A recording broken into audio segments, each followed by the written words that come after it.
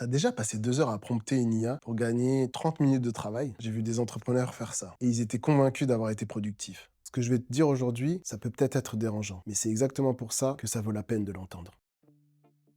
Donc moi c'est Mourad, moi, je suis sociologue, je travaille sur les questions de temps chez les entrepreneurs d'un point de vue sociologique et pratique. Depuis que l'IA générative s'est démocratisée, mettons autour de 2022, c'est là où ChatGPT est arrivé, j'observe quelque chose de précis dans les comportements des gens qui l'utilisent au quotidien dans leur activité. Pas une théorie, des comportements concrets, répétés, que j'ai vus chez des indépendants, des fondateurs de boîtes, des créateurs de contenu. Et le pattern, il est troublant.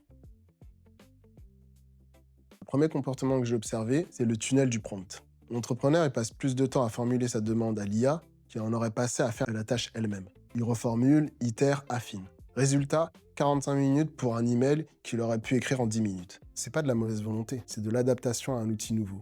Et l'outil, lui, ne t'indique jamais quand tu perds du temps à l'utiliser. En gros, il est poli, tout simplement. Le deuxième comportement que j'ai observé, c'est la délégation sans discernement. Des décisions qui demandent un jugement humain, le ton d'une relation client, le cadrage d'une offre, la formulation d'un refus, sont confiés à l'IA.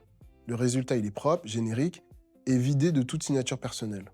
On relit, on réécrit, on n'a rien gagné. Et le troisième, et c'est peut-être le plus insidieux, l'illusion de la densité. Parce que l'IA produit vite. Donc l'entrepreneur, il a l'impression de beaucoup faire. Le volume de sortie augmente. Mais la qualité de présence, la pensée lente, la décision pesée, elle régresse. On confond agitation et avancement. Ce sont 3 comportements distincts et une seule dynamique commune. Le temps récupéré d'un côté et englouti de l'autre, souvent avec intérêt. Zygmunt Bauman a développé le concept de modernité liquide. L'idée centrale qu'il développe, c'est que dans nos sociétés contemporaines, les structures qui encadraient autrefois nos pratiques, les institutions, les routines, les repères stables, se sont liquéfiées. Tout est flexible, tout est révisable, tout est remplaçable. Et les outils numériques, les IA en tête, sont des agents de cette liquidité. Ils promettent l'adaptabilité totale. Plus besoin de maîtriser une compétence, délègue. Plus besoin de mémoriser, externalise. Plus besoin de décider seul, consulte. Le problème, c'est que cette liquidité a un coût temporel invisible.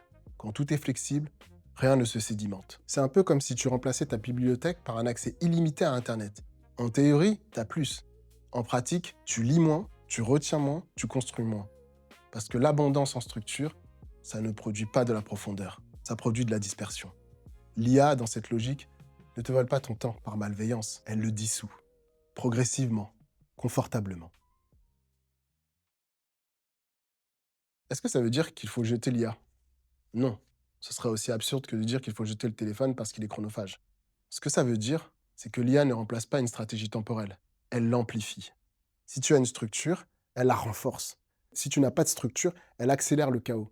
Et concrètement, définir les tâches que tu lui confies est important aussi de savoir quelles sont les tâches que tu gardes. Et tout ça, il ne faut pas le faire par principe idéologique, mais par calcul temporel réel. Est-ce que cette délégation me coûte plus qu'elle ne me rapporte? Souvent, la réponse, elle est surprenante. Et si tu as besoin d'une IA pour répondre à cette question, c'est peut-être le signe que le problème est déjà bien installé. Si cette capsule t'a parlé, le bouton est juste là, et un partage, c'est déjà beaucoup. Et n'oublie pas, nous sommes tous soumis au temps et toutes les temporalités de nos vies ne se valent pas. Alors ne te contente pas que de le gérer, structure-le. Dans la prochaine capsule, la CT35, on abordera les 5 raisons socio-économiques majeures de l'urgence à entreprendre.